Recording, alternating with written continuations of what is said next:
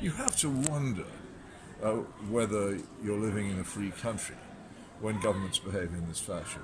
A law is supposed to be made. You have a green paper, you have a white paper, you have a first reading, you have a second reading. It goes to the House of Lords for revision, it comes back for the third reading, then there's a pause once it's finally got through all its stages in the committee stage, but while we wait for royal assent. This law never went through any of those procedures. It was just made by a minister, and it existed. And I'm not at all sure that a free country can last for a very long time if an individual minister has that kind of power, especially if he uses it in that way. So that's quite a serious concern. So I've got my last question here, which follows on from that. Is so in your last column, you wrote that if people want this kind of situation to perpetuate, then they just do nothing, right?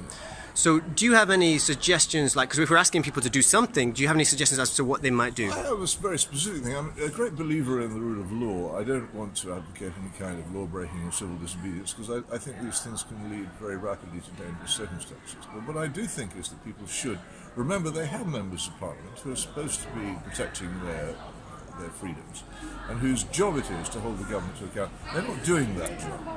And I think MPs have to be aware, especially with an impending economic crisis, which may create a political crisis too.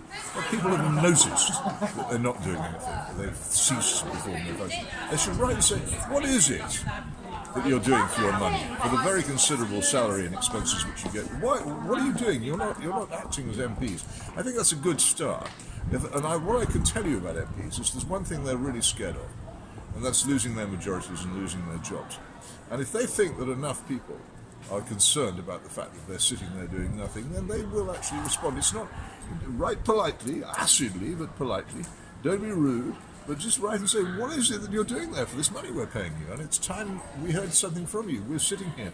People are losing jobs. The economy is falling to pieces. Our children have been deprived of months of education. The universities have been disastrously affected and still are being.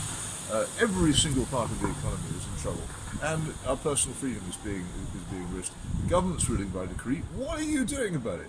Why are we paying you?